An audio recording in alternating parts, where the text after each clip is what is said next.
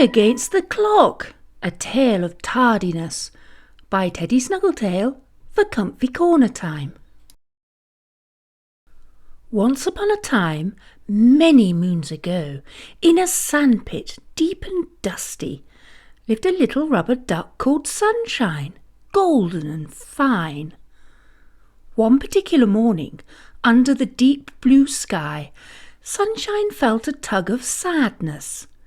She had dreamt of splashing in waters cool and deep, far away from her dusty, dry heap.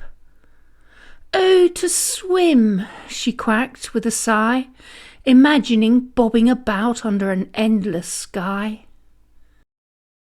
"What are you thinking about?" asked Dumper Dave, noticing Sunshine's distant gaze. "Oh, I was just thinking, seeing as I'm a duck, how wonderful it would be to swim in cool, clear water," she sighed. Dave frowned in thought. "What's with the serious faces?" hooted Digger Dan. "Oh, I was thinking of building Sunshine a pond," Dave mused. Dan, eager for a new project, quickly took charge. "Sunshine, can you mark out the corners with twigs?" he asked. Sunshine, brimming with excitement, quickly gathered sticks. "Dave, here's the plan. I'll dig and you shape a bank around the edges with the soil," instructed Dan. Dave, thrilled, revved his engine. "Brilliant! Let's get started!" All day the sound of digging and moving earth filled the air. Sunshine flitted back and forth, marking out boundaries, her feathers dusted with soil. Engines hummed and roared as Dan and Dave formed neat banks around the expertly carved-out pond. Soon the sun dipped below the horizon. The team stepped back, admiring their work.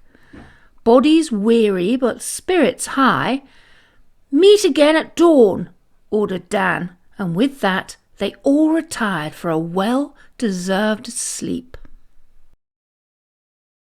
Next morning, bright and early, and a little sore and stiff, Sunshine and Dave arrived at the site. But where was Dan? They pressed on without him. Sunshine fluttering around to assist as much as she could. Above them, dark clouds rolled in, promising rain. They worked faster, gripped with a sense of urgency. The pond needed to be ready before the rain came, and every moment counted. Heavy raindrops began to pelt the sand, echoing Sunshine's growing despair. "We're not going to make it," she quacked, her voice tinged with worry. Beside her, Dave pushed himself to the limit, but it was clear they were falling behind. Just then, Dan rolled in, leisurely. He yawned widely, casually slipping his steaming mug of engine oil, oblivious to the urgency of the situation and the desperate hard work of his friends.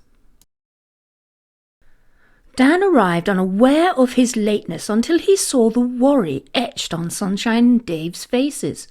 Surprised by their progress, he quickly downed his engine oil and sprang into action.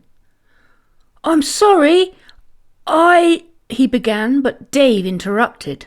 "No time for apologies, just help." Immediately, Dan threw himself into the work, his movements swift and eager, trying hard to make up for lost time. As the final touch was added, the toys collapsed, exhausted but triumphant. The rain began to pour, washing them clean of dirt and sand. The downpour, steady and relentless, filled the pond quickly. No sooner had it arrived, the shower had passed. The sun, now bright and warm, shimmered brilliantly on the water. The toys gazed in awe at their creation, the beautiful pond, its sturdy banks holding strong against the deep blue water within. And now a perfect haven under the clear skies. Excitement and nervousness set butterflies in her stomach. Sunshine waddled to the slipway and plunged into the water with a joyful splash.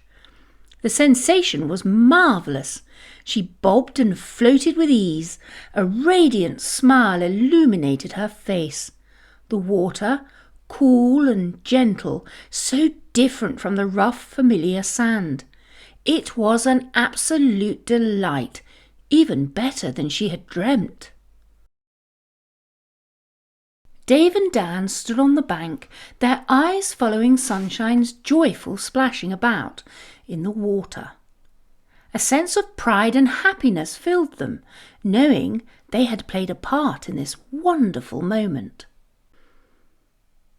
Dan felt a twinge of guilt for his earlier tardiness. The realization struck him hard.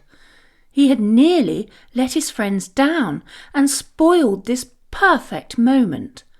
Silently, he vowed to himself to be punctual from now on and always be there for his friends when they needed him. It is better to be 10 minutes early than 5 minutes late. Tardiness is not just about time. It's a matter of respect and responsibility towards others.